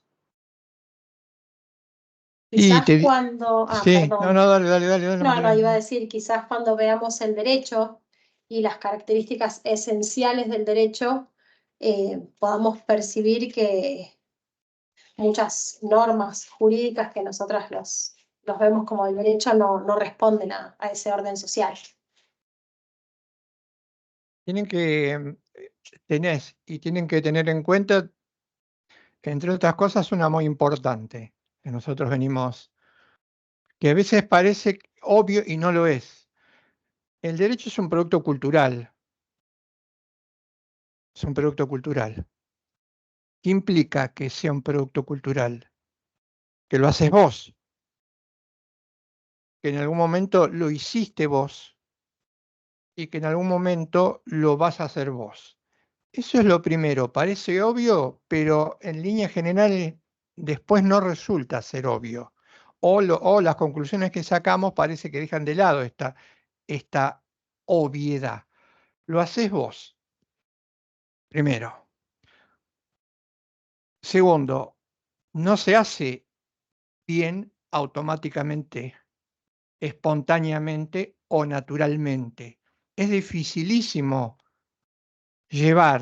trasladar a la realidad como si fuese una traducción, un buen derecho. ¿Por qué es dificilísimo? Porque en el medio vas a tener todas estas cuestiones, o van a tener todas estas cuestiones que están dando vueltas. Van a tener que tratar de percibir las actitudes reductivas, que después se convierten o se encarnan o se incorporan, y yo ya no lo llamaría, habría que ser muy, muy, muy cuidadoso con los términos. Una expresión que muchas veces puede denominarse jurídica, tal vez no tenga nada de jurídica. Veremos, iremos incorporando los elementos para percibir. Pero no es una cuestión semántica, no es una cuestión semántica, es una cuestión clave. Si vos tenés una porquería que conculca la dignidad personal de un colectivo, de un lugar determinado, esa porquería no se puede denominar derecho, ni siquiera jurídico. El problema es nuestro. El problema es nuestro porque nos enseñaron a definir como tal algo que no lo era. Ahí tenés una porquería que es otra cosa, que es poder. Y el problema es nuestro y los responsables seguiremos siendo nosotros en la medida que eso, que es un producto cultural, está pésimamente hecho. Eso implica hacer todo este andamiaje o este proceso de aprendizaje que estamos tratando de hacer entre todos para recuperar la esencia del derecho, que está bastante desteñida. Entonces, ahí ya tenés un campo. Entiendo lo que querés preguntar, porque muchas veces cuando vos comparás buenas reglas con la realidad, te llevas como una especie de chasco.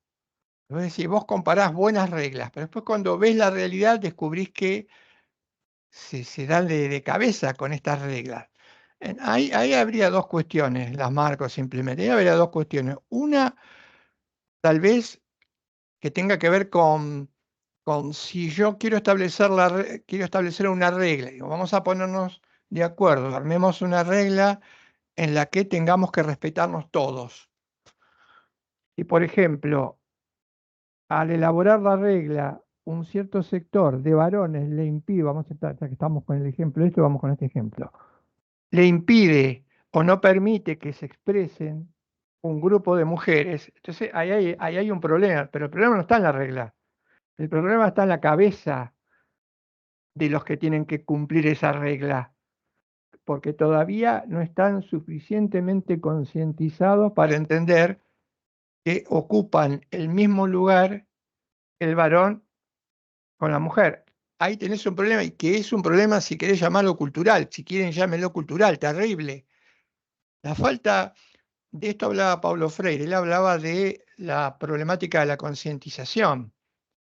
La concientización no implica saber leer y escribir, que son importantes. La concientización va mucho más allá, porque uno puede saber leer y escribir, pero tener cero conciencia de la dignidad personal del que tiene enfrente.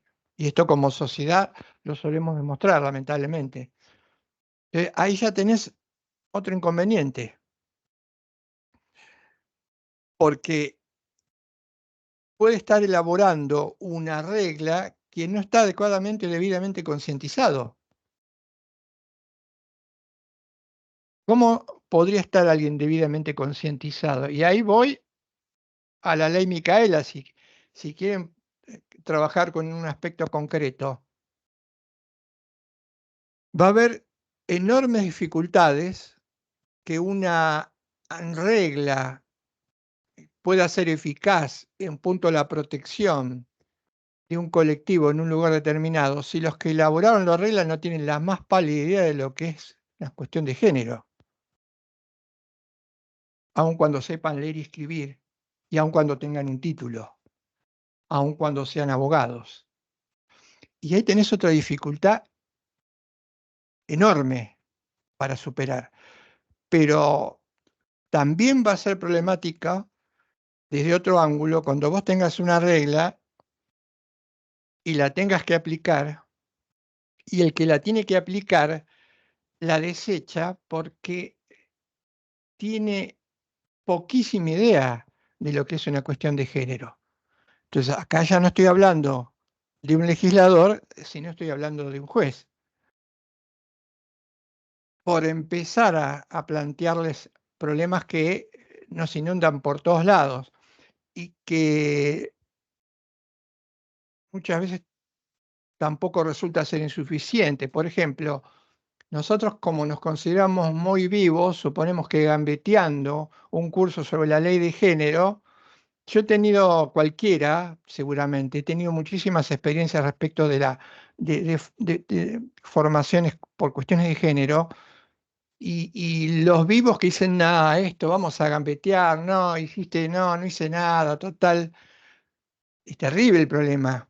Yo en algún momento les dije, siguiendo a Nino, que nosotros culturalmente somos muy tramposos. Nino decía la anomia y la ley en países de América Latina. Somos muy tramposos. Y esto lleva por otro lado, al miedo de enfrentarse. También tenemos un enorme miedo de enfrentarnos con nuestros costados negativos. Entonces, no, bueno, ahí tenés otro. Y la lista, diría, sería, no todas son pálidas, pero te digo que la lista es muy importante y podría explicar eso que teniendo un mínimo de percepción alguien descubre rápidamente. ¿Cómo hay tanta discordancia entre el derecho y la realidad? Lo reduzco. Hay que ver si eso es derecho, y entonces ahí estaría la explicación o la discordancia con la realidad. Segundo, hay que ver si estamos debidamente concientizados para poder llevar adelante la segunda parte, que suele ser la más difícil. Por ahí las reglas son buenas, la más difícil, la parte más complicada la tenemos nosotros, que culturalmente no somos receptivos a eso. Y además también, cerrando acá para retomar otra cuestión que me parece interesante del reduccionismo, pero habría mucha tela para cortar y para pensar más que nada, como contaba hoy Marina, nosotros hemos aprendido durante años, nos han escolarizado, nos han socializado, poniéndonos como eje de la declaración de prerrogativas que tiene la humanidad la Revolución Francesa, cuando la libertad, la igualdad y la fraternidad se correspondía con la igualdad libertad y fraternidad para un grupito determinado, que eran los aristócratas franceses. ¿Sí? Crecimos con esa idea, ¿no? La antorcha de que hablaba de la igualdad, libertad y fraternidad. Claro, después a quién le vamos a pasar la factura. Pero fíjense lo difícil, porque la idea dominante, la bajada dominante en todos lugares de socialización y de transmisión de facticidad, la educación, vamos a verlo mañana, tiene que ver con la facticidad, era eso. Entonces, ¿quién iba a discutir? ¿Quién podía discutir, por ejemplo, otro reduccionismo como el que nos llevaba a pensar que había en el mundo civilizados y bárbaros, en términos de dualismo, ¿no? de dualidad, civilización y barbarie? Sin embargo, teníamos que memorizar esta idea de que había civilización y barbarie, y no íbamos a dejar de ser nunca bárbaros, pero semi-civilizados, si no tomábamos modelos de afuera, modelos de Europa. Bueno, esta idea que tiene que ver con el colonialismo, ¿no? Creo que todavía, como en el caso del derecho, falta un paso muy importante. El 1810 implicó romper, creo, me voy a poner, creo que implicó romper con un yugo territorial, con un colonialismo que podríamos decir territorial. Todavía creo que no rompimos el yugo mental, que es el que estemos mirando siempre hacia afuera, buscando modelos que copiar hacia afuera o tratando de importar soluciones que nunca son soluciones, sino problemas hacia adentro. Fíjate qué difíciles, no me acuerdo quién fue el que Yo. no, tu nombre, que no te veo ahora. Martina González. Fíjate, sí, fíjate que te comprendo, y eso es lo que pensando te puedo ofrecer por ahora para Sí, que igual no es un análisis re interesante, me parece que estuvo bueno y obviamente hay que seguir pensándolo y obviamente con con el andar del curso por ahí hasta llega a una perspectiva propia, pero bueno, también algo muy cierto que dijiste, que es esto del derecho como producto cultural, y siento que también de cómo se avalan algunas cosas, ¿no? En relación a determinadas situaciones, determinadas condiciones situadas y demás, pero me parece que es re interesante y estuvo bueno. Siento que un poco me satisface más la incertidumbre, que me había quedado un poco con la idea esta de cómo se subsana. Sí, ya te digo, tampoco tenemos que ser tampoco caer en en un pesimismo, en un escepticismo, porque eso también sería un error. Creo que causas hay muchas. Tenemos que empezar a prestarle importancia a algunas de estas causas porque no le prestamos importancia. Nosotros llevamos, nos han inoculado el virus del reformismo. Nos pasamos discutiendo en paneles, las reformas, las modificaciones, y no las sabemos hacer. No las sabemos hacer porque precisamente como si se tratara de un edificio, no soy arquitecto ni ingeniero en esto, pero sería como tratar de resolver el problema de un edificio que se está torciendo, que se está requebrajando, y entonces nos pasamos, ¿cómo modificarnos? Bueno, basamos los muebles del piso 9 al 8, le sacamos puertas, dejamos algunas habitaciones sin usar y el edificio se sigue resquebrajando. ¿Y qué hacemos? Bueno, vamos a empezar a ajustar con madera las puertas y los costados y que quede menos gente y se sigue resquebrajando el edificio. Nunca pensamos que ese edificio se va a caer porque los cimientos están mal hechos. Ni nos imaginamos que hay cimientos por abajo del edificio. Esto nos pasa con las reformas. ¿Alguna vez nos vamos a poner a pensar seriamente cuáles son los cimientos que hacen que un producto cultural esté en jaque y que metamos mano para convertirlo cada vez mayor en un problema? Nos vamos a dar cuenta que hay cimientos y que el problema arranca ahí, como dicen los psicólogos o los pensadores o filósofos postmodernos, que en algo tienen razón. Tenemos que empezar una tarea de construir. De construir no implica destruir, sino implica culturalmente fijarnos cuáles son los cimientos. ¿Quién puso los cimientos? ¿Cuándo se pusieron los cimientos? Y una cosa más también creo que es problemática y se puede discutir. Y estoy abierto a discutirlo, estamos abiertos a discutirlo. También muchas veces la víctima o las víctimas del sistema no se asumen como víctimas. Marina decía hoy, el derecho es un proyecto de descosificación. Descosificación implicaría evitar que las víctimas que son cosificadas lo sigan siendo. Ahí tenés un problema importante, porque muchas veces la víctima no asume el rol de víctima.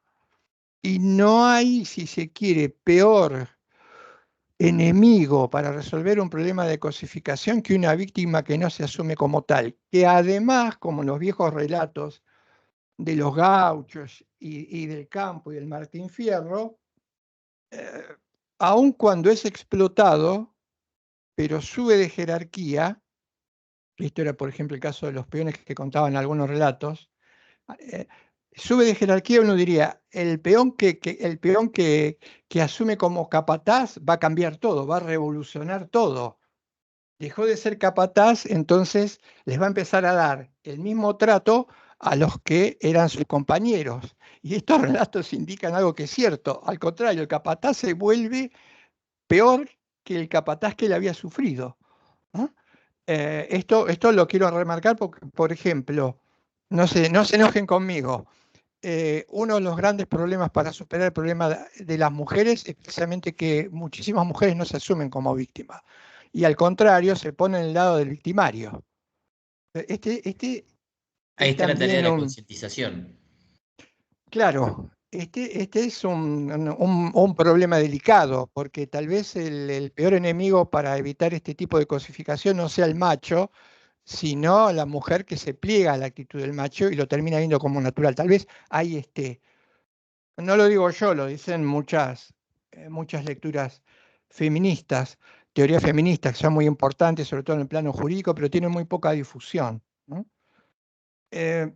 Y ahí retomaría algo que tiene que ver, que me parece importante, entonces estamos hablando de esto.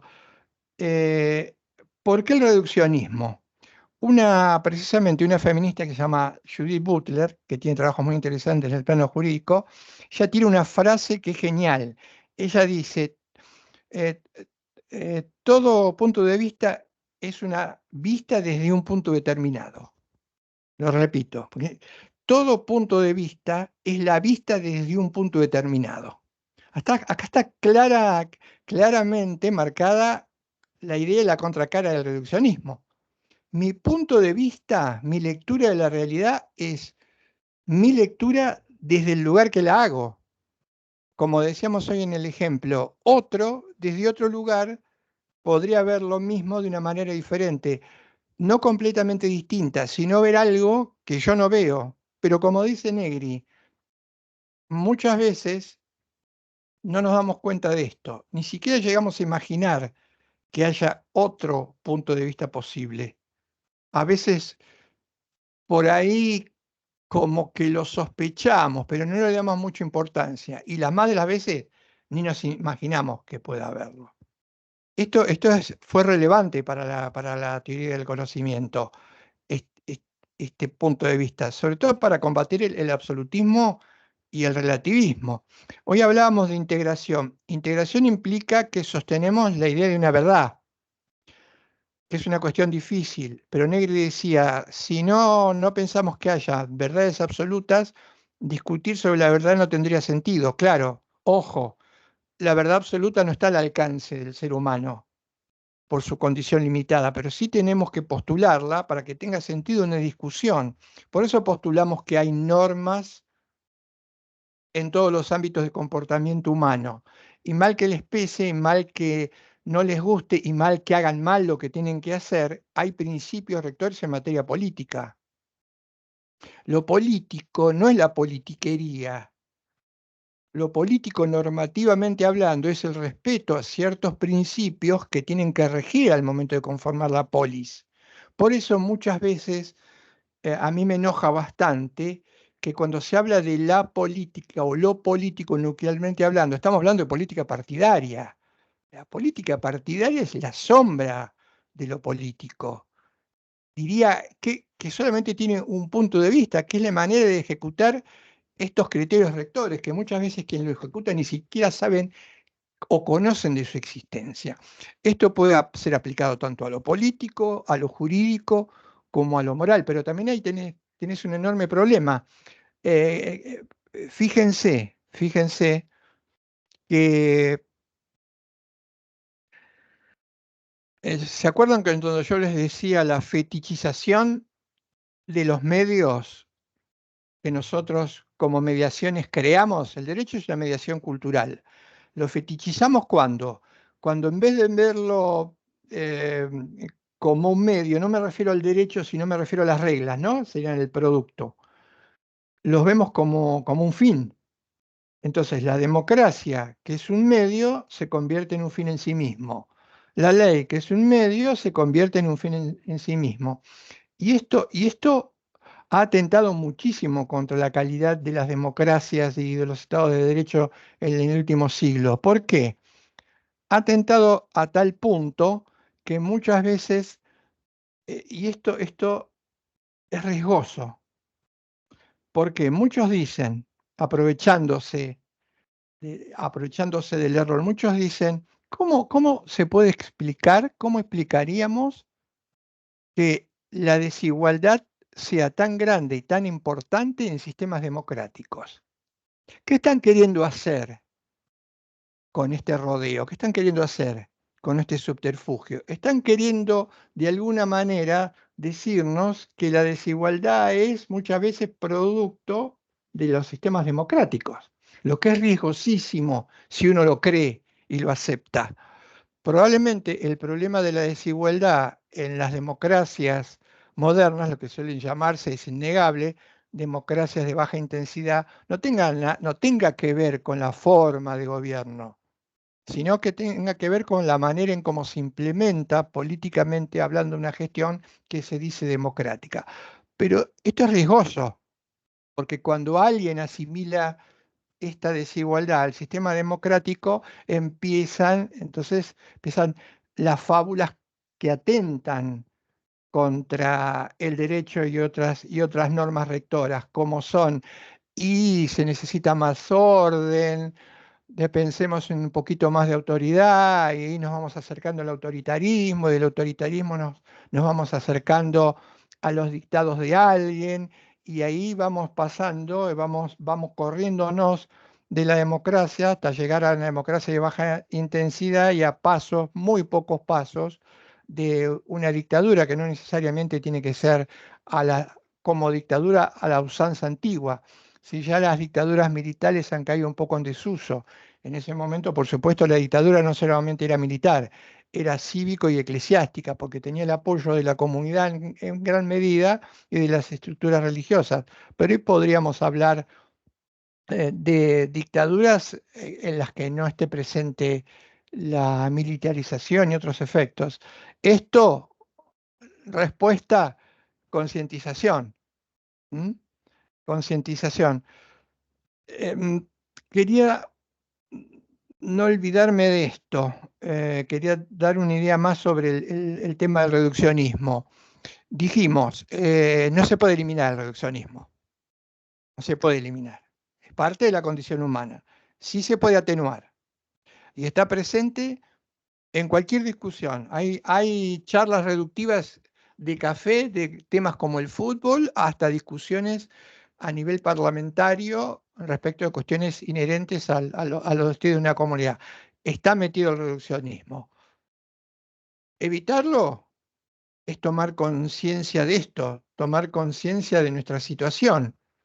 Como bien decíamos hoy, ya hay diferencias entre la mujer y un varón, entre la mujer blanca y la mujer negra, entre la mujer asalariada y la mujer que trabaja informal y la mujer en Qatar. Terribles diferencias. Sin embargo, esto no lo vemos en la realidad. Condicionamiento, y cerrar con esta idea, condicionamiento y determinación. Si la facticidad social es negativa, ¿qué sería una facticidad social negativa? Busquemos ejemplos rápidos de facticidad social negativa.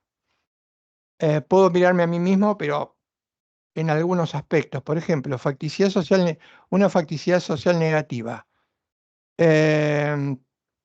Podríamos decir,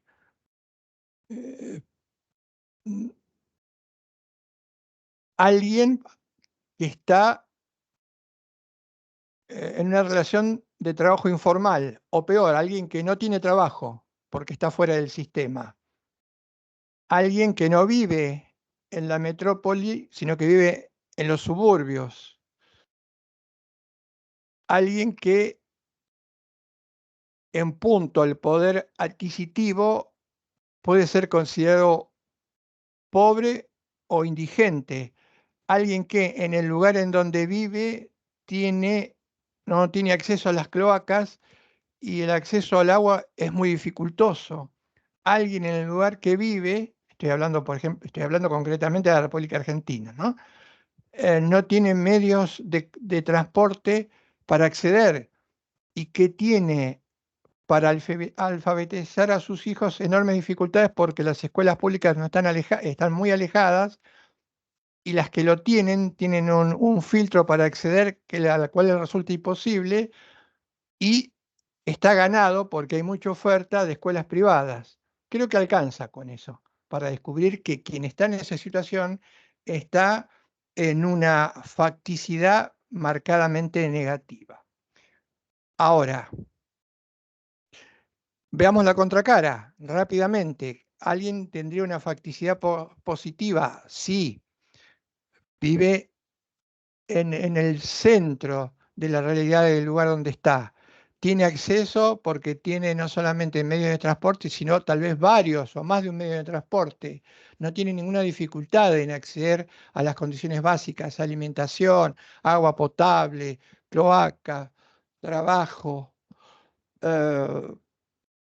y acceso a mucha oferta en las que se suele elegir lo privado respecto de lo público. Tiene una facticidad social positiva, pero no coinciden en el mismo lugar. La tendencia suele ser pensar que la facticidad social es la misma en los demás, en todos los demás, especialmente cuando se trata de una facticidad social positiva y no una facticidad social negativa. ¿Mm? Como ejemplo habitual, no se prepararon porque no quisieron. Yo quise prepararme y como quise prepararme, merezco, teoría del merecimiento, la copa por haberme preparado. Hay otros que ni siquiera quisieron prepararse, no lo merecen. Bien, Negri decía, no te determina. Y yo le pregunté una vez, ¿por qué decís que una facticidad social negativa no te determina? Y porque muchas veces cuando uno ve las facticidades negativas de un conglomerado muy grande, ¿qué supone? En algún momento van a dar vuelta la cosa, en algún momento ese componente explosivo va a estallar. Y él dice, a veces la historia demuestra que colectivos o juzgados bajo estas condiciones no reaccionaron, otras veces sí. Por eso es que no los determinó. Hubiéramos pensado, si la facticidad social es tan negativa, me determina, quiero salir, romper, quiero ser disruptor, y esto a veces no acontece. Por eso es cierto, no te determina. Y ahí viene también el problema de la mano del reduccionismo. No me determina, eso implica que alguien puede salir, 1 en 1.000.000 sale de esa situación de agobio. Pero ese 1 en 1.000.000 lamentablemente se torna funcional al resto que vive bien en función de ese millón que vive mal. ¿Y qué se les dice a los 999.000 que quedan afuera, excepto ese que llegó? ¿Ven ven cómo lo mereció? ¿Ven cómo cuando quiere alguien emprender algo lo logra? Entonces le llenan la cabeza de ilusiones y de dogmas de que se puede lograr, que hay que emprender. Precisamente con esto logran evadir el eje de la cuestión, porque el eje de la cuestión es ¿por qué estoy en una condición de oprobio? ¿Quién es el responsable de esta condición de oprobio? Toda la maquinaria con gran éxito le termina haciendo creer a esos 999.000 que la culpa la tienen ellos. Con lo cual, el problema, se deshacen del problema. Si el problema lo tienen ellos, entonces culturalmente no van a descubrir que ellos están ahí porque hay alguien que está en una situación que se apoya en que ellos estén mal y que es cultural. No cayó del cielo ni cayó del planeta Marte. Por ejemplo, esto es lo que ya hacía Aristóteles. Cuando Aristóteles decía que el esclavo lo era por naturaleza, le cerraba prácticamente todos los caminos al esclavo para descubrir que él era esclavo porque el otro era más vivo o tenía más fuerza o le ganó de mano o no tenía las herramientas que él tenía. Y esta batalla todavía hoy continúa, sobre todo porque hoy, lo decía en la clase anterior y voy cerrando, porque hoy todavía sigue en pie la naturalización. ¿Qué es la naturalización? La naturalización es la creencia de que la mayoría de los males tienen que ver con el destino, tienen que ver con mi culpa, tienen que ver con el cielo, tienen que ver con los dioses, tienen que ver con el horóscopo negro. Decía Buber, el genial Buber decía, cuando alguien cae en las garras del fatalismo, entonces se pierde lo fundamental que tiene que tener todo ser humano, que es la capacidad de reversión. Dice Buber, cuando un colectivo asume su fatalidad como determinante, pierde la capacidad de reversión. Es decir, asume que lo que le pasa es el resultado de la fatalidad. Podríamos parafrasearlo de esta manera. Cuando un pueblo asume la fatalidad como algo determinante, pierde la capacidad de reversión, se resigna. Con lo cual, prácticamente tiene la batalla perdida. Por eso decía Buber, el intento de recuperar las bases dialógicas al estilo Freire nos hará recuperar esa capacidad para descubrir que lo que nos pasa es el resultado de que otros lo ocasionan. Tal vez no deje de tener responsabilidad. A veces la responsabilidad no es tanto por acción, sino por omisión. Entonces, cuando no hacemos nada, cuando callamos, cuando no decimos nada, la más de las veces porque la facticidad social es positiva y no negativa, también estamos contribuyendo. Y entonces se naturaliza. Este enemigo es formidable. Nosotros desde dónde lo podríamos llegar a vencer para apoyar algo, para aportar algo al mundo en el que vivimos. Trabajando en estas cuestiones, tratando de pensar a fondo, críticamente, de manera diferente, dejando de lado a veces el lastre de una enseñanza del derecho que, si bien ha cambiado en muchos aspectos, todavía sigue siendo reductiva. Dice Negri, hay que romper la inercia de que la preparación en el derecho no sea más que la recepción de textos legislativos. Hay que romper esa inercia. No la pude romper, muchas generaciones como la mía la sufrimos y no la pudimos eliminar. Salí de la Facultad de Derecho pensando que ser abogado era simplemente repetir leyes o saber dónde ir a buscarlas. Terrible. Tal vez en ese interín, antes de 1810, no soy del 1810, ojo, hasta el momento, soy un poquito más joven que eso, no se produjo ningún cambio. Porque ¿qué cambio va a generar alguien que supone que el derecho es una norma que emana de autoridad competente y que el derecho, para ser derecho, exclusivamente lo es si lo dicta una autoridad competente? ¿Qué cambio podría llegar a haber hecho o haber pensado? Hay que revisar esta definición que es mortal y que aún quienes no conocieron a Kelsen suelen portar, la idea de que el derecho es el resultado de lo que dicta una autoridad competente. Cierro con esto en este último minuto. Lo vamos a ver y discutir. A mí me gustaría en algún momento, alguna vez, hacer un juego perverso. Este juego perverso sería preguntarle a muchos de mi generación, de generaciones anteriores y posteriores, para ellos, ¿cuál es el fundamento para que un ordenamiento o un sistema jurídico sea válido? ¿Cuál es la última ratio? Si esta pregunta se formulara, intuyo que la casi totalidad no la sabría responder o la respondería mal. Esto no les puede pasar a ustedes. Esto a ustedes no les puede pasar. ¿Cuál sería la respuesta? Intuyo que la respuesta final sería: un ordenamiento jurídico es válido porque precisamente ese ordenamiento jurídico es el resultado de lo que establece un texto fundacional como la Constitución, como una Constitución. Error. Inválida. Esos son los que a mí me enseñaron en muchas materias. Y eso creo que es la respuesta que todavía hoy se seguirían dando abogados. Error. Por favor, piensen, repiensen, esa no es la respuesta. Eso no explica ni justifica absolutamente nada.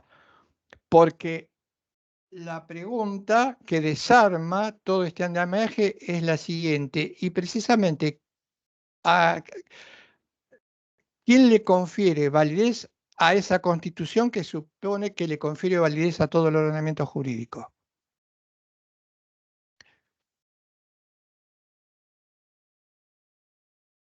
No hay respuesta. Una mentalidad como Kelsen tuvo que recurrir a la ilusión, y él lo sabía, en el fondo él sabía que tenía que salir de ese brete, diciendo que imaginemos, no como la canción Imagina, ¿no? Un mundo que no es posible, al estilo John Lennon, imaginemos, juguemos, dejemos rienda suelta a la ilusión, suponiendo que hay una norma no escrita que le estaría dando validez a todo el ordenamiento jurídico. con lo cual, ¿qué tenemos? Nada, tenemos un problema sin responder. Pero esta es la clave, acá está la clave de por qué muchas veces seguimos soportando sistemas jurídicos que en la mayoría de los casos, en muchos casos, tienen muy poco o casi ninguna validez. Pero la maquinaria juzgamos, hacemos como abogados, legisladores, jueces, el sistema está convalidado. Es una cuestión a discutir, pero para que lo piensen. Jugaría todo lo que tengo, que no es mucho, para que no salgan de la facultad y cuando les hagan esta pregunta respondan de esta manera. ¿Mm? Bien, no sé si hay alguna consulta, duda, queja. Nos están saliendo baratos por ahora en este último ítem. No sé si querés decir algo vos, María.